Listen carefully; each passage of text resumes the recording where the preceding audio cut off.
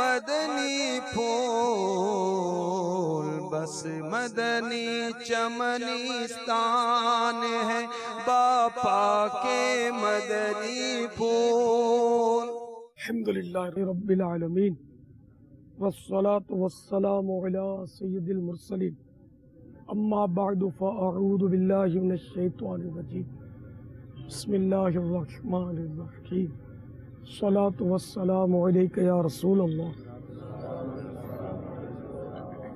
وعلی آلک واصحابک یا حبیب اللہ.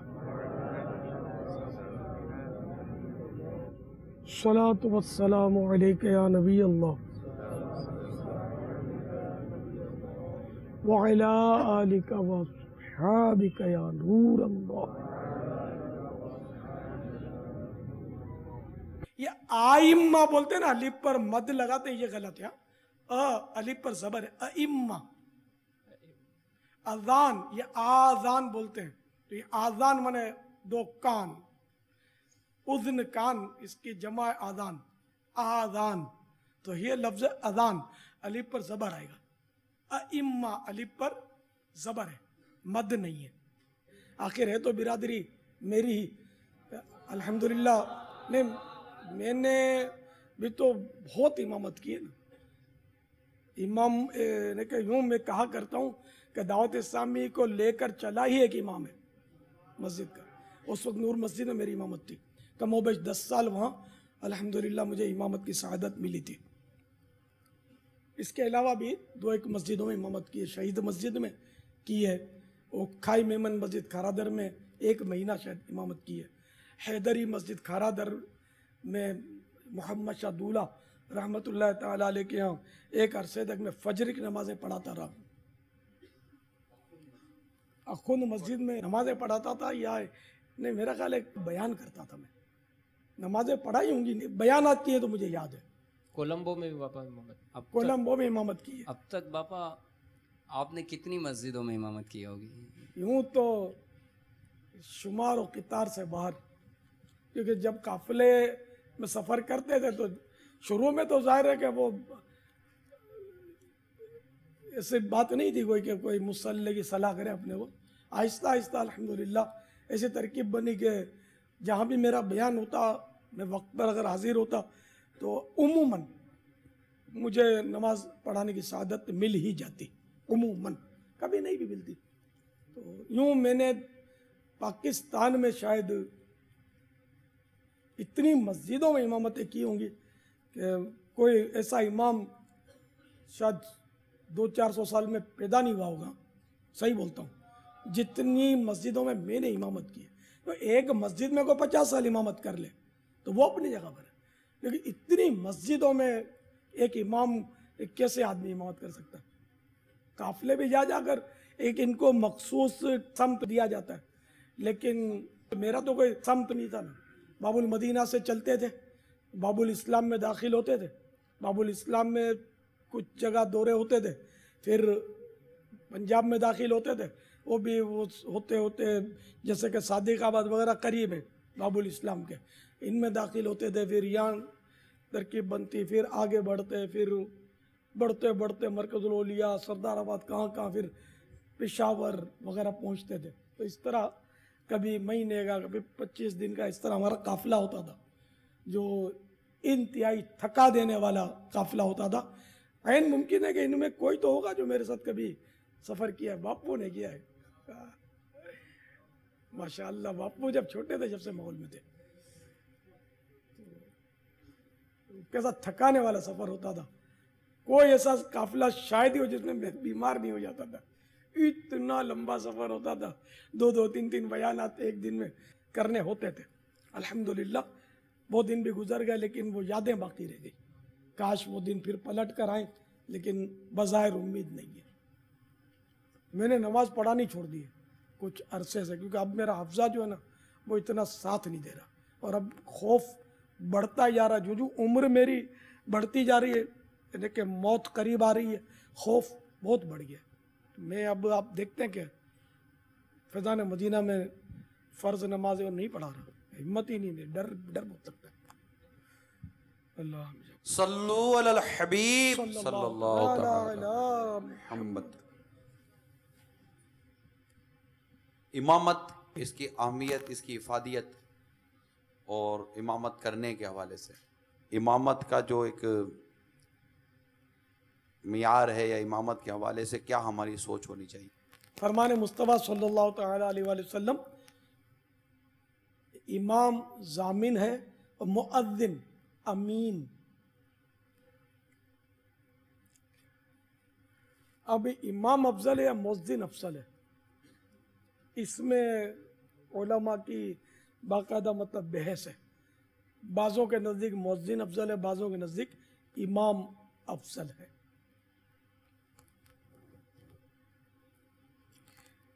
مؤذن کے لیے زیادہ پیچیدگیاں نہیں ہیں، امام کے لیے پیچیدگیاں ہیں۔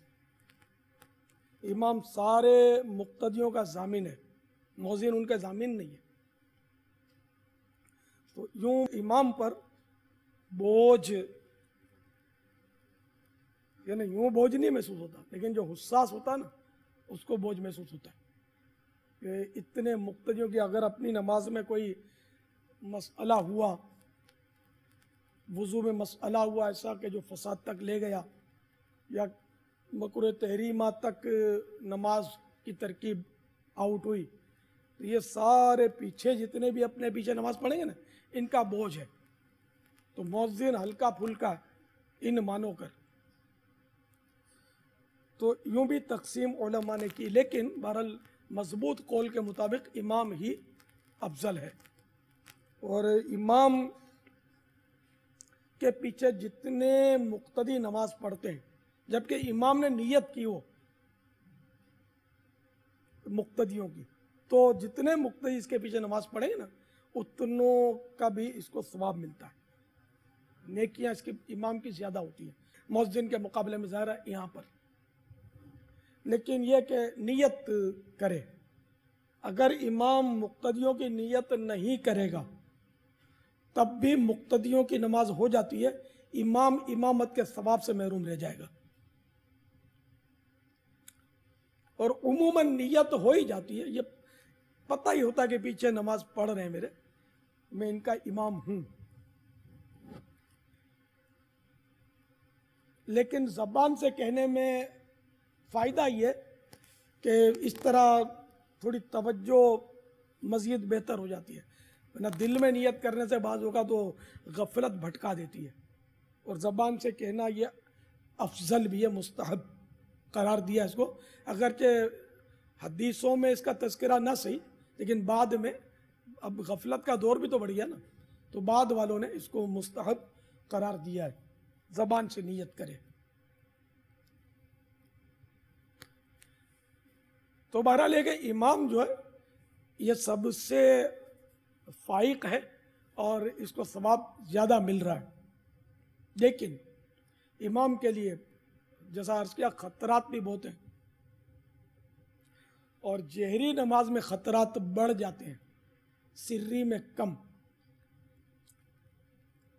کئی صحابہ کرام امامت فرمانے سے کتراتے تھے انہی خطرات کے پیش نظر، ورنہ ان کے لیے قراءت وغیرہ کے مسائل کیا ہوتے تھے، وہ تو سب کے سب عادل، سب کے سب صالحین تھے، اللہ کے نیک بندے تھے اور قطعی جنتی ہر صحابی۔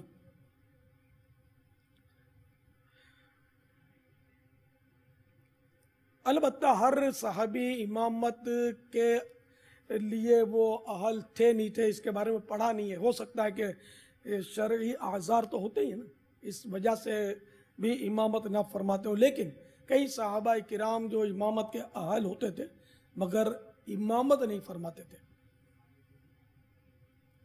خصوصاً وہ جہری نمازوں سے بھی کتراتے تھے کہ جہری نمازوں میں اخلاص باقی رکھنا دشوار، کیسے؟ یہ شاید عموماً امام کو یہ تجربہ ہوگا کہ سری نمازیں جو آہستہ جن میں قراءت ہوتی ہے ان میں تجوید کی رعایت کتنی کرتے ہیں، اور جو جہری ہوتی ہے اس میں کتنی کرتے ہیں۔ رعایت. تو سب کو اندازہ ہوگا کہ جہری میں رعایت زیادہ کی جاتی ہے، سری میں کم. وائے؟ کیوں؟ یہ اس کا جواب اپنے ضمیر سے لیا جائے تو بالکل یعنی کہ غالب اکثریت اماموں کی جو ان کی وکٹ اڑ جائے گی، وکٹ اڑ جائے گی. سری میں اس لیے رعایت نہیں ہوتی، اپنا جو ضمیر، جس کا ضمیر زندہ ہے وہ جواب دے گا کہ اس لیے کہ لوگ نہیں سن رہے. اور جہری میں اس لیے رعایت کی جا رہی ہے کہ لوگ سن رہے ہیں. تو پتہ چلا کہ قراءت عوام کو سنانے کے لیے ہو رہی ہے، رب کے لیے نہیں ہو رہی. جبکہ جو تجوید کے قوانین ہیں وہ رب کے لیے ہوں، اس کے محبوب صلی اللہ تعالی علیہ وآلہ وسلم کے لیے ہوں، کہ انہوں نے فرمایا کہ عربی لہجے میں قرآن پڑھو. ان کے رب نے فرمایا وَرَتِّلِ الْقُرْآنَ تَرْتِیلًا. لیکن یہ رعایتیں ہماری اس میں نہیں ہوتی، سری میں. آخر صرف جہری میں کیوں ہوتی ہے؟ نماز جو 4 رکعتی نماز ہوتی ہے یا 2 رکعتی نماز، جب ہم اس کی امامت کر رہے ہوتے ہیں تو وہ ہم 7 منٹ میں اگر 4 رکعت والی ہے یا 9 منٹ میں پڑھاتے ہیں، اور وہی 4 رکعت ہم تنہا پڑھتے ہیں تو کتنی دیر میں پڑھنی چاہیے؟ اب جتنی بھی طویل کرے قراءت اجازت ہے، اس میں امامت میں البتہ وہ قیودات ہیں کہ لوگوں کو اگر تکلیف ہو رہی ہے، 1000 ہیں پیچھے، ایک کو بھی تکلیف ہو رہی ہے طویل قراءت کی وجہ سے، تو پھر چاہے وہ سنت مستحب ہے طویل قراءت فجر میں جیسے، تب بھی اس کو قلیل کرنی ہوگی. پوچھنا یہ چاہ رہا تھا کہ جب وہی امام 4 رکعت پہلے اس نے سنت پڑھی ہے ظہر کی تو اس نے تو 2 منٹ میں پڑھ لی تھی. حدیث پاک میں تو اس بات کا فرمان بھی موجود ہے کہ جب کسی کو نماز پڑھائے تو فلیخفف، اس میں تخفیف کرے، کہ ان کے پیچھے مریض ہوتے ہیں، بچے عورتوں کے ہوتے ہیں جس زمانے رسالت کے اعتبار سے، اور اپنی پڑھے تو طویل کرے. اور اسی طرح بحر شریعت میں دیگر کتابوں کے اندر یہ سارے احکامات موجود ہیں کہ تنہائی میں پڑھی تو اس کا انداز کیا تھا، لوگوں کے سامنے پڑھی انداز تبدیل ہوا تو کس قدر ریا کی وجہ سے ثواب کم ہوگا. یہ ساری باتیں تو موجود ہیں، لیکن ایک فطری طور پہ اس طرح ہو جاتا ہے کہ جب بندہ آہستہ آواز میں پڑھ رہا ہوتا ہے تو وہ لہجہ اس کا بنتا نہیں ہے جو جہری نماز میں پڑھنے کی وجہ سے بنتا ہے. تجوید کے جو قواعد ہیں ان کی رعایت تو ضروری ہے، چاہے جہری ہو چاہے سری ہو. لیکن اب یہ آواز بنا کر جو پڑھ رہا ہے، اب اس کے قلبی کیفیت کیا ہے؟ لوگوں کو سنانے کے لیے کر رہا ہے یا حدیث پاک میں ہے کہ عربوں کے لہجے میں قرآن پڑھو اس لیے پڑھ رہا ہے؟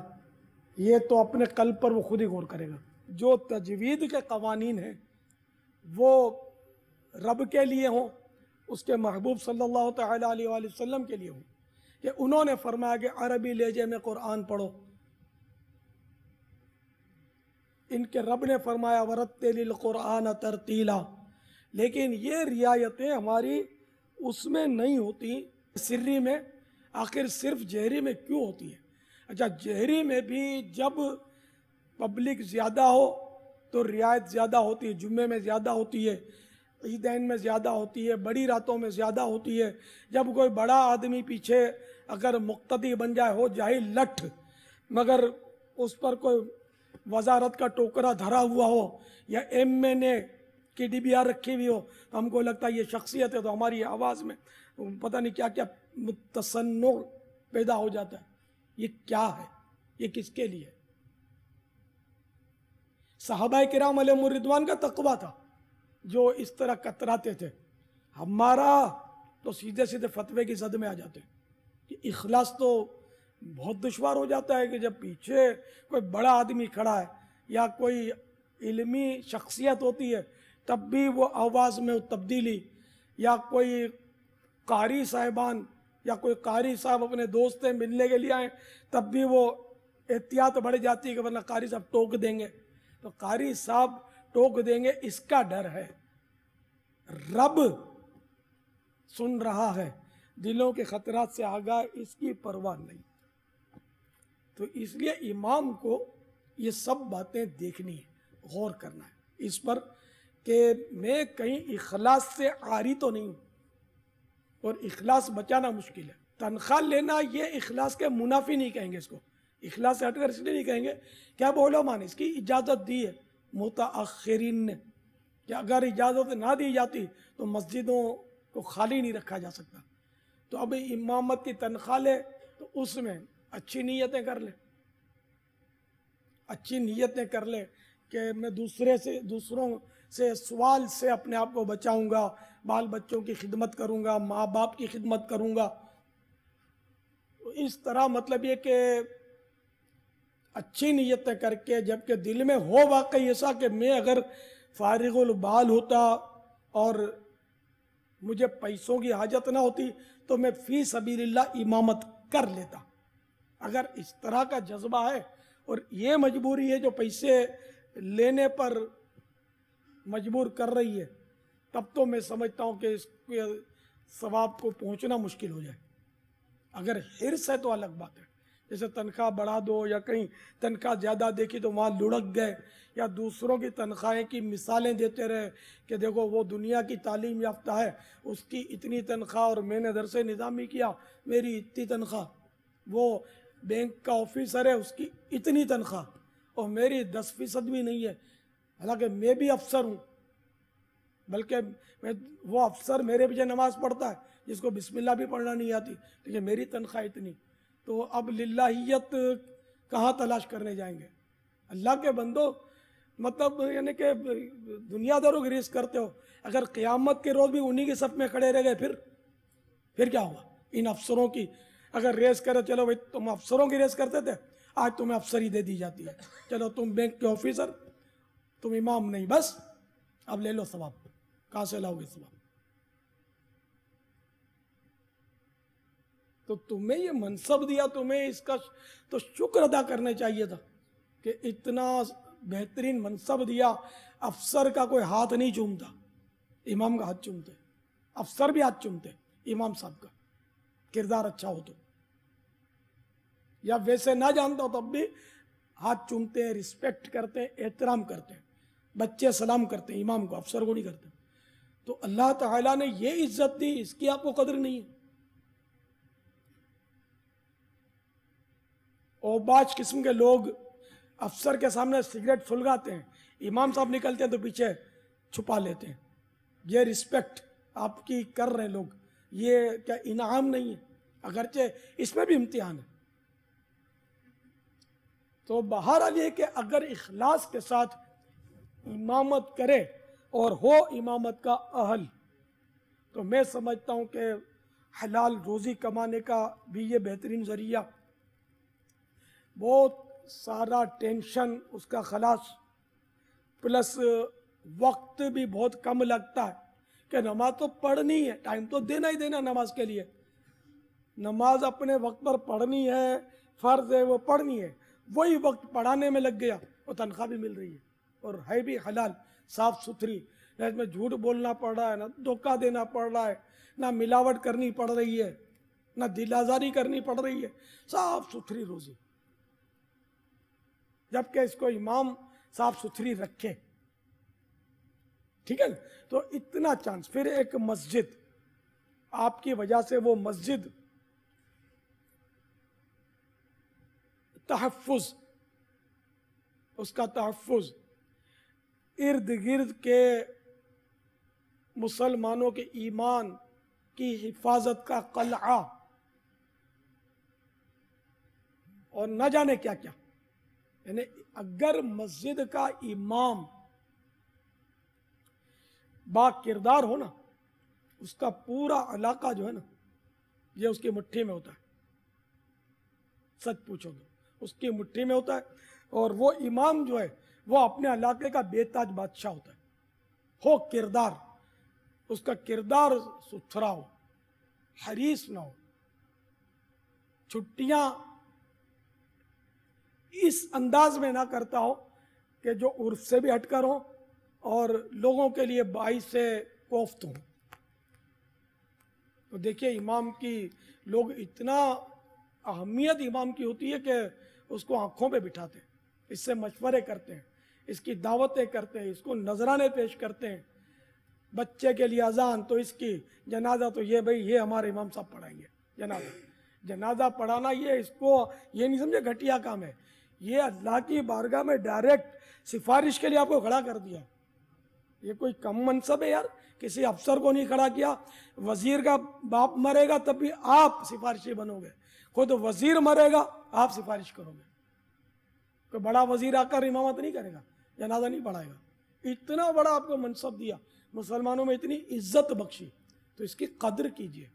تو امام مسجد میں ہونا چاہیے، جو امام دعوت اسلامی کے نہیں ہیں ان کو ہٹانا ہماری منزل نہیں ہے، ان کو ہٹانا ہمارا طریقہ کار بھی نہیں ہے، بلکہ ان کو بھی مضبوط رکھنا ہے، اس امام کو مضبوط رکھنا ہے کہ وہ اپنی جگہ پر وہ بھی جمے رہے، اور جو مسجدیں خالی ہوں تو اس میں بے شک ہم نے امامت کرنی ہے، ہمیں کوئی ڈائریکٹ انڈائریکٹ سازش کر کے کسی سنی امام کی معزولی کے بلا اجازت شرعی اسباب نہیں کرنے، یہ بالکل اپنے ذہن میں راسخ کر لیں، کیوں دعوت اسلامی سارے سنیوں کی ہے، صرف ہر امام والوں کی نہیں ہے، ٹھیک ہے نا؟ الحمدللہ جو بھی امام ہے سنی ہے، اور شرعی طور پر اس کو جب تک معزول کرنا واجب نہیں ہے ہم نے اس میں اپنا سر مارنا نہیں ہے، اور ہم پر اگر واجب ہو گیا تب تو ٹھیک ہے، وہ تو واجب ہو جائے گا، نہیں کریں گے تو گناہ گار ہوں گے، اور اس کی نوبت آتی بہت کم ہے، سارے سنی اماموں سے بنا کر رکھنا ہے۔ نعوذ باللہ من ذالک، بعض جگہ اماموں کے بھی گروپ ہوتے ہیں، تو یہ فلاں گروپ، تو یہ فلاں مدرسے کا گروپ، تو یہ اتاری گروپ، اتاری گروپ کوئی گروپ نہیں ہے، بالکل یہ گروپ نہیں ہے، اپنی طرف اجازت بھی نہیں ہے، بس یہ سارا سنی گروپ ہے۔ تو ہم سب یعنی کہ سنی جو ہے نا وہ بالکل سیسا پلائی ہوئی دیوار بن کر اپنے مسلک کی حفاظت کے لیے جمے رہیں، میری یہ مطلب خواہش ہے۔ ہاں کسی بھی سنی امام سے مجھے چڑ نہیں ہے جبکہ اس میں کوئی شرعی خرابی نہ ہو۔ دعوت اسلامی سے تھوڑا بہت ناراض ہوتا ہے بعض امام، تو اس کو بھی اپنا ذہن یہ ہوتا ہے کہ یار کوئی ایسا موقع ملے، کوئی صورت بنے کہ یار اس کی صفائی ہو جائے، اور کئی اماموں کی صفائیاں ہو چکی ہیں، وہی حکمت عملی سے کبھی ان کو اعتراضات پیدا ہو جاتے ہیں، کبھی میل ملاپ ہوتا ہے، کبھی ذمہ دار عیسائی بھائی جا کے ملتے ہیں تو ان کی ترکیب بن جاتی ہے۔ جان بوجھ کر کوئی ہم سے دشمنی کرے یہ ہم کسی پر بدگمانی کر نہیں سکتے، غلط فہمیاں ہوتی ہیں، وہ بیٹھ جاتی ہیں دماغ میں، تو ان کے بھی جبکہ شرعی طور پر وہ امامت کے اہل ہے تو اس کا تختہ الٹنا شرعاً بھی جائز ہی نہیں ہے۔ تو یہ بات ہی ختم ہو گئی کہ ہم کوئی سنیوں کی مسجدوں میں قبضے کرنے نکلیں، تو شرعاً جب جائز نہیں تو ہم کیوں کسی کے مسئلے پر قبضہ کریں گے؟ جو خالی ہے وہاں ہمارا کام جو ہے نا مارا ماری، تخریب کاری یا تخریب کار جو ٹولے ہوتے ہیں ان کے ساتھ مل کر یہ اسکیمیں بنانی نہیں ہوتی، یہ دعوت اسلامی کا طریقہ کار نہیں ہے، شریعت کے دائرے میں رہ کر، کیوں شریعت کے دائرے سے ہٹ کر جو کام کریں گے نا جس میں ہمارے ملک کے بھی قوانین ٹوٹیں گے، شریعت کے قوانین بھی ٹوٹیں گے، نقض امن بھی نہیں ہونا چاہیے ہماری طرف سے، تو یہ الحمدللہ دعوت اسلامی کی پالیسی ہے۔ دعوت اسلامی کا مدنی پیغام الحمدللہ 195 ممالک میں پہنچ چکا ہے الحمدللہ۔ تو یہ کیسے پہنچا؟ ہم پورا امن ہیں الحمدللہ، اور یہ پالیسی ہماری برقرار رہے گی، اپنی کرسی مضبوط رکھیں گے امامت کی، یہ جانی نہیں چاہیے، اور کمیٹی ہلنی نہیں چاہیے، سنیوں کی کمیٹی مضبوط ہونی چاہیے، اور اس کو تکلیف نہیں آنی چاہیے، نہ کمیٹی سے آپ کی ٹھنی رہے، کمیٹی سے بنی رہے، یہی کرنا ہوگا، جہاں ٹھنی وہاں پھر آپ ٹھہر نہیں سکیں گے۔ نمازیوں کے ساتھ بھی بنا کر رکھنی ہے، اپنا کردار ستھرا رکھنا ہے، پھر مزید یہ کہ مدنی کاموں کے حوالے سے بھی آپ کو اسلامی بھائیوں کے ساتھ مل کر کام کرنا ہے، جیسے کہ میں نے عرض کیا نا کہ دعوت اسلامی لے کر چلنے والا شخص ہی پہلے امام تھا مسجد کا الحمدللہ، تو اور بھی اسلامی بھائی تھے، ظاہر اکیلا آدمی تو کوئی بھی نہیں کر سکتا، لیکن نمایاں تو امام ہی ہوا نا۔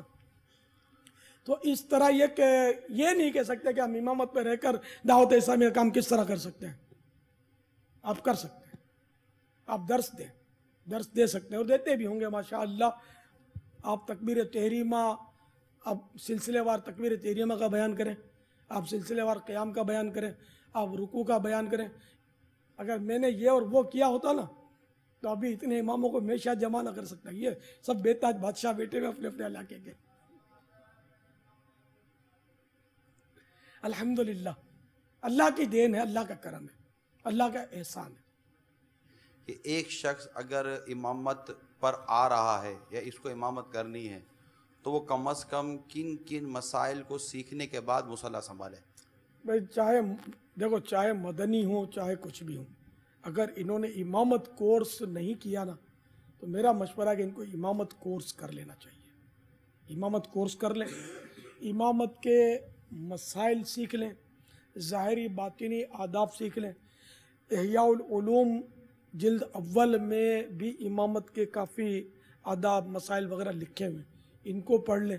اگرچہ وہ شافعی مسائل ہیں اس میں، لیکن کہیں کہیں ہماری طرف سے علمیہ کی طرف سے اس میں وہ حاشیہ بھی ہے. تو اتنا علم تو اب ہر ایک کے پاس ہوتا نہیں ہے. تو آپ ماشاءاللہ پھر بھی اہل علم ہیں کہ جہاں آداب ہیں، قلبی آداب، خشوع کے آداب، تو وہ تو چل جائیں گے. جہاں بھی فقہی مسئلہ لکھا ہو تو اس وقت تک اس پر عمل نہ کیا جائے جب تک حنفی اپنے مفتی صاحب سے دارالافتاء سے اس کو مطلب وہ آپ معلوم نہ کر لیں.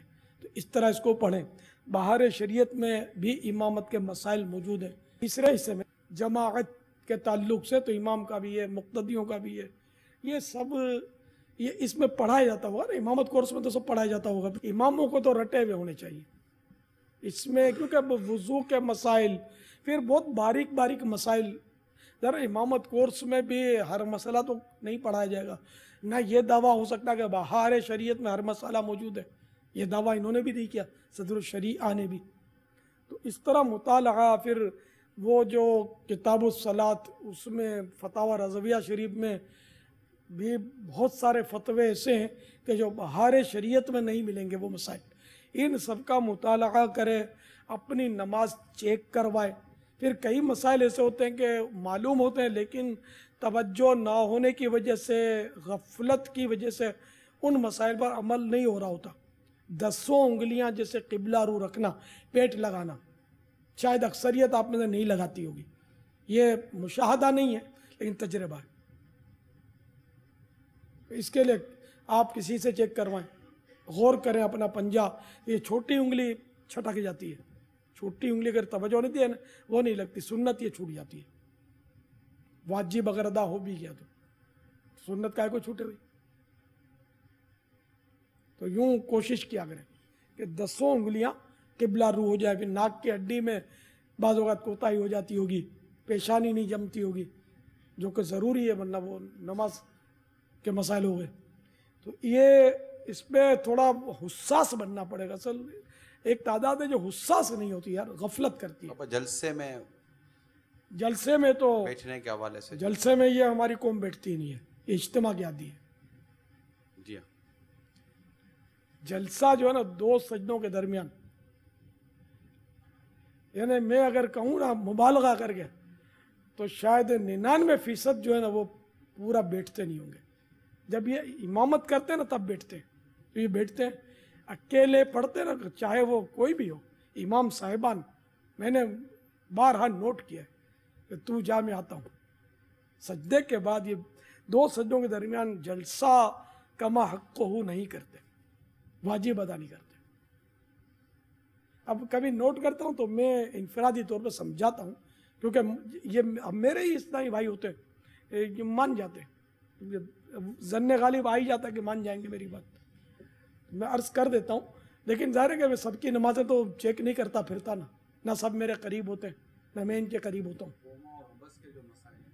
عبس میں تو وہ 999 فی 1000 مبتلا ہوں گے، جو کہ مکروہ تحریمی تک لے جاتا ہے. یعنی عبس عادتاً مکروہ تحریمی، اس کا تو پریکٹیکل کر کے بتایا تھا نا. یہ صفحہ نمبر 47 پر لکھا ہے، وہی تعدیل ارکان یعنی رکوع، سجود، قوم اور جلسے میں کم از کم ایک بار سبحان اللہ کہنے کی مقدار ٹھہرنا. بہرحال تو یہ کیا کرتے ہیں سجدے میں، جیسے کہ سجدے سے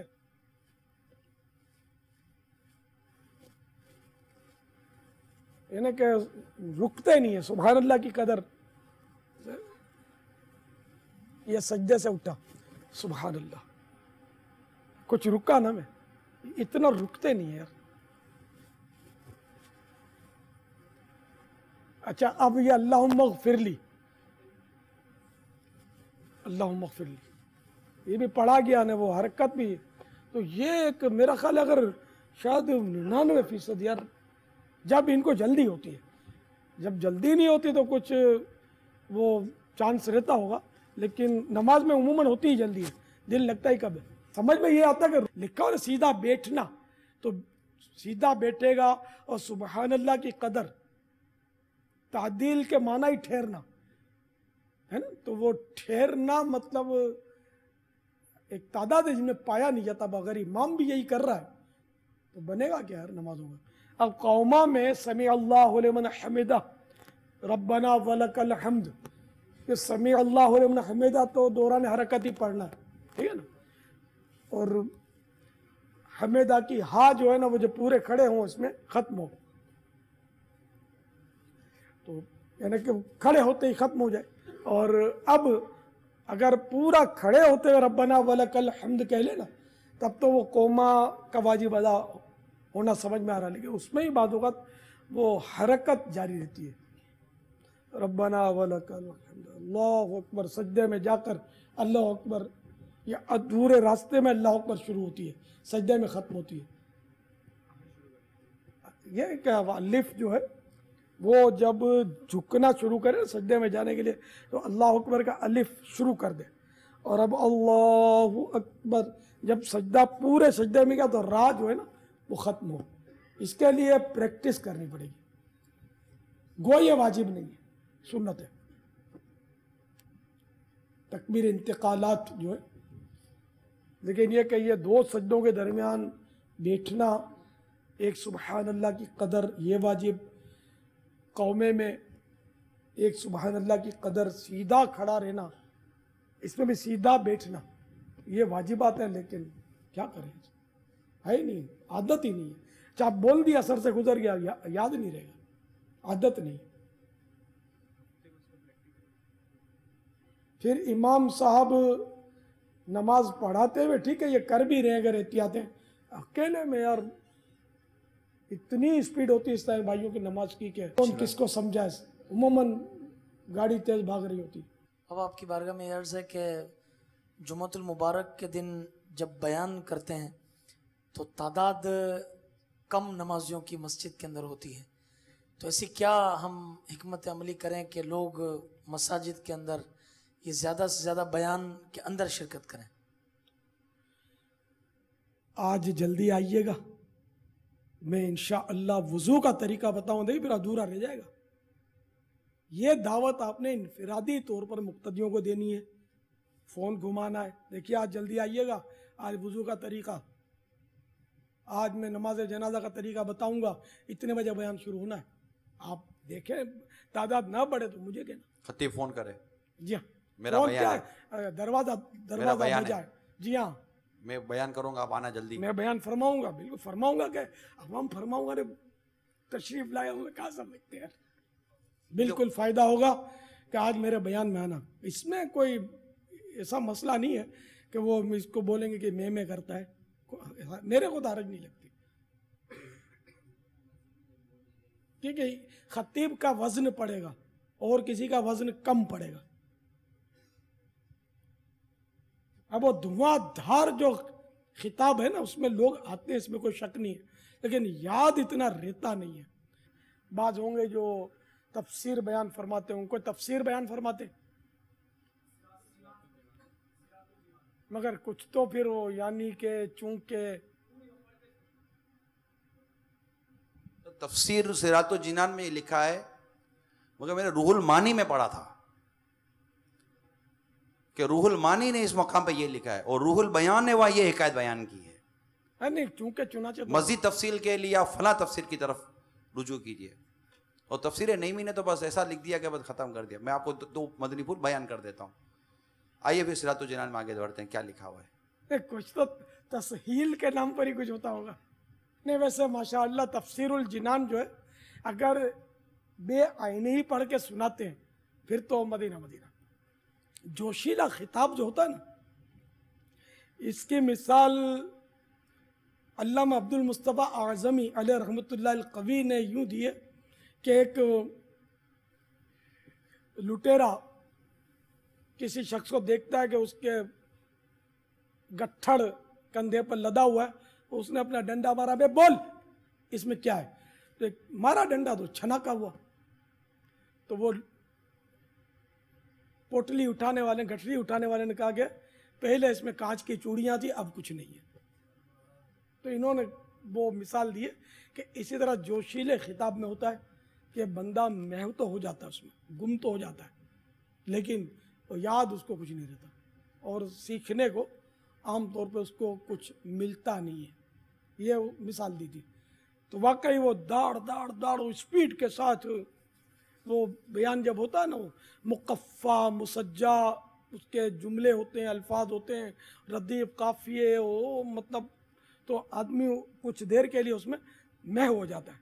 तो उसको सीखने को क्या मिला ये नहीं। मेरे अगर किसी ने शुरू के बयान सुने हो, जब मैं मस्जिदों में जाता था तो बारहा ऐसा होता था कि नमाज के बाद खुद ही खड़े हो जाना है, खड़े होकर